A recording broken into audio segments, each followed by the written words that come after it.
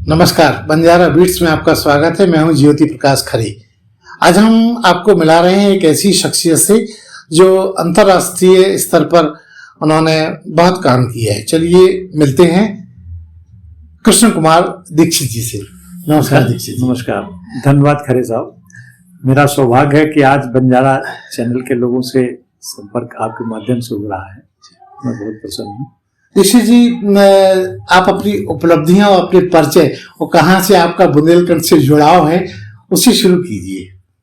मित्र, मैं बुंदेलखंड में हमीरपुर जिला में गांव पोथिया है, वहां का मूलतः रहने वाला हूँ।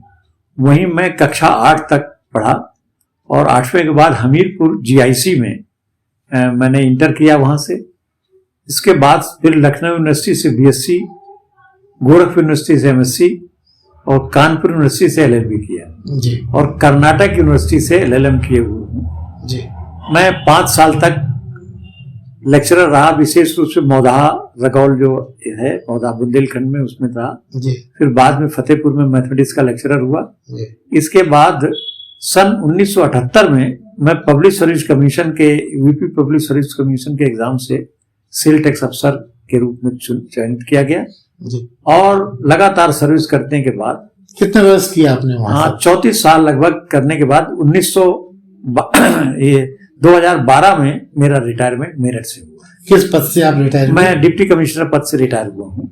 सेल टैक्स का डिप्टी क्लास 1 पद है जी। और अब मैं पेंशन पाता हूँ। लेकिन 2012 के बाद से मैंने वो इच्छा है जी जो मैं सर्विस में रहते पूरी नहीं कर पाया था। सर्विस में तो मैं वो काम करता था जो सरकार हमसे चाहती थी जी जी। लेकिन मैं क्या काम करना चाहता था वो रिटायरमेंट के बाद उसको क्लाइमेक्स में लाया हूँ जी। और बड़ी उपलब्धियां हैं। मुझे हमारे दर्शक को आप एक एक करके अपनी उपलब्धियां बताएं। सबसे पहली उपलब्धि तो यह है कि मैंने 15,000 पुस्तकों का एक निजी लाइब्रेरी बनाई है जी। उसमें इतिहास, दर्शन, गणित, तमाम विषयों की वो सब किताबें हैं जो अन्य पुस्तकालयों में दुर्लभ हैं और वो सारी पुस्तकें मैंने खरीदी और पढ़ी है। दूसरी उपलब्धि यह है जो मेरा गणित छूटा हुआ था सन 1973 से, गणित की किताबों को मैं सर्विस के दौरान उपन्यास की तरह पढ़ता रहा जी। संपर्क में रहा और उसके बाद मैंने गणित का एक विश्वकोश इंसाइक्लोपीडिया लिखा है। 600 पन्ने का उपन्यास है वो, 600 पन्ने के कलेवर का ग्रंथ है और उसको गवर्नमेंट ऑफ इंडिया ने, शिक्षा विभाग ने, मानव संसाधन विकास मंत्रालय ने पब्लिश किया है। 3,500 दाम है। तो ये मेरी बड़ी उपलब्धि है पूरे जीवन में। लेकिन इसको लिखने में मुझको 3 साल एक पैर पर खड़ा रहना पड़ा जी। दूसरा, मेरी सन 1962 से मैं ओरिगामी एक आर्ट है उस पर काम करता रहा। जापानी आर्ट है और उसमें मुख्यतः एक ये चिड़िया शुरुआत यहाँ से हुई। एक कागज को मोड़ करके जी। इस तरह की चिड़िया बनाते हैं जी जी। तो इस चिड़िया का बनाने का ये है कि केवल एक पेपर वर्गाकार कागज लेकर के केवल मोड़ करके बिना गोंद, स्टेपलिंग और स्पिनिंग के अलावा आप कहीं इसको काटेंगे नहीं, इसको हवा में रख के बनाना। अच्छा अच्छा। तो इस तरह मैं लाखों खिलौने में बना लेता हूँ। इसकी उपलब्धि ये रही कि मैं विश्व के 40 जो ऑर्गेमी फोल्डर हैं, इंथुजियास्ट हैं, उनमें मेरा नाम है। मैंने 2 पुस्तकें लिखी हैं तो ओरिगामी के लिए, एक हिंदी में है एक अंग्रेजी में है। और उस कला से, ऑर्गेमी कला से गणित के सारे विषय, अंकगणित, बीजगणित, ठोस समित, रेखा गणित और फिजिक्स, केमिस्ट्री, योगा, मेडिटेशन और मोक्ष कैसे प्राप्त किया जाए इस पर वो है। उसका शोधपरक काम है, विदेशों में बहुत उसको होगा। और इस आर्ट को सिखाने के लिए मैं 18 देशों में घूम कर आया हूँ। वहाँ की एसोसिएशन मुझको बुलाती हैं। अभी विशेष रूप से मैं जो ज़्यादा जाता रहता हूँ एडिनबरा यूके में और अमेरिका में न्यूयॉर्क जी। अभी पिछले महीने मैं 15 दिन के लिए जापान में जो वासेडा यूनिवर्सिटी है जी, उसके इंडस्ट्रियल मैथमेटिक्स डिपार्टमेंट में ओरिगामी के माध्यम से जो पैकिंग मटेरियल बनाते हैं जी, उसकी कास्ट में 20% की कैसे कमी की जाए इसके लिए मुझे बुलाया था और बहुत सम्मानित किया और उसको चेयरपर्सन बनाया जी। उसके वीडियो उपलब्ध हैं जी और उसका सम्मान उपलब्ध है। अब 72 साल की उम्र मेरी हो रही है जी। इसको मैं अपने जीवन का क्रम मानते हुए जी। अकेले पीठ में पिट्ठू लाद करके ये करता रहता हूँ। ऋषि जी, इसके अलावा आपकी एक और उपलब्धि है जो शिकागो में आप बता रहे थे। जी हाँ, मैं भारतीय दर्शन के प्रति बहुत ज्यादा प्रभावित हूँ। विशेष रूप से मुझे जो है स्वामी विवेकानंद का दर्शन बहुत अच्छा लगता था।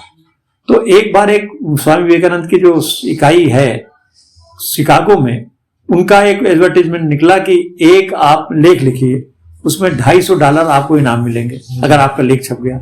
तो मैंने 40 पन्नों का लेख हिंदी में लिखा, फिर उसको अंग्रेजी में ट्रांसलेट करके भेज दिया। तो उनको लेख बहुत पसंद आया। उन्होंने कहा कि इसको अमेरिकन इंग्लिश में ट्रांसलेट करिए। तो मैंने कहा मुझको अमेरिकन इंग्लिश नहीं आती है, आप इसको ट्रांसलेट कर लें और छोटा कर लें। तो वहां से आ गया कि लेख इतना अच्छा है कि आपको इसको बताने के लिए हमारे शिकागो आना पड़ेगा। और उस जगह पर जहां पर स्वामी जी ने खड़े होकर 1893 में वक्तव्य दिया था विवेकानंद जी ने, उसको उस जगह पर करना है। तो मेरे लिए बड़ी उपलब्धि थी, मेरा जीवन सफल गर्व की बात है। हाँ, और इसका प्रभाव इतना हुआ, इसका विषय ये था कि जो फर्स्ट वर्ल्ड कंट्रीज हैं जी, अमेरिका, यूरोप, उनके पास बहुत धन है, लेकिन वहां के लोगों की परेशानियां इतनी ज्यादा हैं। उन परेशानियों का निराकरण के लिए स्वामी विवेकानंद जी की शिक्षाएं कैसे काम दे सकती है, इस पर मेरा लेक्चर था। तो टीवी बड़ा अच्छा कवरेज मिला और उन्होंने ऐसे ऐसे सवाल पूछे कि मेरी आत्मा हिल गई जिन सवालों को। एक पत्रकार ने मुझसे पूछा कि स्वामी विवेकानंद जी तो 1893 में आए थे, 2 साल के बाद चले गए, उसके बाद उनकी मृत्यु हो गई। तो इस समय की परेशानियां वो स्वामी जी कैसे जानते थे। फिर दूसरा प्रश्न पूछा कि भारतवर्ष में तो उपदेशकों की, भगवानों की भीड़ हो गई है, हर रोज चैनल में 30-40 प्रवचन लोग करते हैं और 25-30 भगवान हैं, तो आप स्वामी विवेकानंद को कहां पर रखते हैं, उनकी शिक्षाएं कितनी मानते हैं। तो उनका उत्तर देकर के बड़ा आनंद आया मुझे। और मैं अब फिर वो हर साल मुझको बुलाते हैं, अगर मौका लगा तो फिर मैं स्वामी विवेकानंद के आश्रम में जाऊंगा। इसके अलावा और आपकी उपलब्धि की क्या करा? दूसरा, एक मैं हिंदी साहित्य और मैं कविता और लेखन में मेरा गति है, लेकिन विशेष रूप से सक्रिय रूप से कवि मैं नहीं हूं, लेकिन मैं कविता शब्द कविता कर लेता हूं। किसी भी बात पर, किसी भी वातावरण पर मुझको आधे घंटे के अंदर मैं 25-30 लाइन की कविता बना के सुना दूंगा और उसमें ताली बज जाएगी, लोग पसंद करेंगे। इसको मैं शब्द कविता कहता हूं। और मोटिवेशनल स्पीकर भी हूं। IAS PCS के लिए, एग्जाम के लिए मैं बच्चों को मुफ्त में गाइडेंस देता हूं, जिसको आनंद करके, जिसको देख करके लोग, बहुत से लोग सरकारी नौकरियों में पा रहे हैं और मानसिक शांति मिलती है।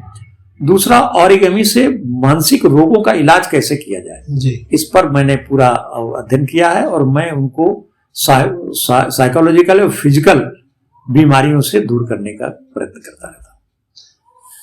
दीक्षित जी, इसके अलावा और ऐसे आपके क्योंकि उपलब्धियां इतनी महत्वपूर्ण हैं कि छोटे से इंटरव्यू में पाना बड़ा कठिन है, लेकिन आप हमें बताइए कुछ और भी ऐसा है लुका छुपा जो हमें दर्शकों को आज आप शेयर करना चाहेंगे? हाँ, खैर साहब, मैं ये बता दूं कि सरकारी अधिकारी से रिटायरमेंट के बाद वो टूट जाते हैं जी। अकबर इलाहाबादी का एक शेर है जी। जिस दिन वो रिटायर हो रहे थे, उस दिन अकबर इलाहाबादी से पूछा कि आपकी क्या उपलब्धि रहेगी, तो बड़े करुणा होकर उन्होंने जो शेर सुनाया मैं आपको बता रहा हूं। वो कहते हैं कि क्या कहें अगियार क्या कार्य नुमाया कर गए, BA किया नौकर हुए, पेंशन लिए और मर गए। तो मेरी उपलब्धि यह है कि मैं पेंशन लेने के बाद भी आसानी से मरने वाला नहीं हूं। मैं समाज के हित के लिए, साहित्य के हित के लिए और बुंदेलखंडी भाषा, संस्कृति और व्याकरण के लिए वो काम कर रहा हूं। अभी मैंने बुंदेलखंड में के रानी लक्ष्मीबाई के जन्म दिवस पर और मृत्यु दिवस पर मैंने कई विद्वानों को बुलाया। मेरी उपलब्धि है कि पिछले साल मैंने रानी लक्ष्मीबाई के वंशज, जो 5वीं पीढ़ी के वंशज हैं, तात्या टोपे के 5वीं पीढ़ी के वंशज, इनको बुला करके उनको सम्मानित किया और उनको 3000 पब्लिक उनके सामने नाचती हुई उनको रथ में जब बैठाया गया तो वो लोग बड़े गदगद हो गए। तो इसको हमें बढ़ाना है झांसी के रूप में। और मैं विशेष रूप से झांसी के दर्शकों को बता दूं कि हम लोगों का परिवार रानी लक्ष्मीबाई के कुल गुरुओं का परिवार है जी। रानी जब झांसी पर संकट पड़ा तो रानी ने आदेश दिया कि आप सब लोग यहां से चले जाओ, तो जबरदस्ती बांधा भेजा। हमारे पुरखों ने कहा नहीं, आपको संकट में छोड़ के हम जाना नहीं चाहते। तो रानी ने गरज करके कहा कि ये किसी भक्त का आदेश नहीं है, ये मैं रानी हूं, मैं आदेश देती हूं कि आप यहां से चले जाइए। तो हमें जाना और उन्होंने, रानी ने हमें एक सोने का कंठा हमारे परिवार वालों को दिया था, जिसमें 100 गुड़ियां थी। उन गुड़ियों सोने की गुड़ियां थी, वो अंदर लाख था और उसके ऊपर मढ़ा हुआ था। लगभग एक गुड़िया में 1.5 तोला सोना था। तो रास्ते खर्च के लिए दिया। रास्ते में डकैत मिल गए तो हमारी महिलाओं ने उसको मुंह में रख के उसकी रक्षा सुरक्षित किया। और मेरी पत्नी के पास वो 2 गुड़ियां अब भी सुरक्षित हैं। उसको हम लोग भगवान के रानी का उपादेय मानते हैं जी, उसकी पूजा करते रहते हैं। दीक्षित जी, आपके अपने जीवन में कुछ आपको सम्मानों से नवाजा भी गया होगा, उनका भी संक्षिप्त में हमारे दर्शकों के साथ उल्लेख करें। हाँ, सम्मान की तो मुझे भूख नहीं है, लेकिन जो सम्मान मुझको मिला, सबसे बड़ा सम्मान मैं मानता हूँ कि 1893 में स्वामी जी विवेकानंद जी जिस मंच से बोले थे धर्म संसद में, उसी जगह खड़े होकर के मुझे बोलने का मौका मिला। इससे बड़ा सम्मान, इससे बड़ा सम्मान, मेरा जीवन सफल हो गया। और ओरिगामी के लिए मैं एडिनबरा में मेरा इंटरव्यू और मुझको डिरेक्शन के लिए 5 दिन का समय दिया गया। वहां के फिलॉसफी डिपार्टमेंट ने ये कहा कि ओरिगामी से आप योगा मेडिटेशन तो कर सकते हैं, मोक्ष कैसे दिला सकते हैं। मैंने जब उनको बनाया तो उन्होंने कहा कि ना, क्रिश्चियनिटी में मोक्ष पुनर्जन्म है ही नहीं, मुसलमान में भी नहीं है जी। तो जब पुनर्जन्म वहां पर है ही नहीं तो हम मोक्ष कैसे मान सकते हैं। तो मैंने कहा कि मोक्ष के लिए भारतीय दर्शन में मरने की आवश्यकता नहीं है, हम जिंदा भी मोक्ष प्राप्त कर सकते हैं जी।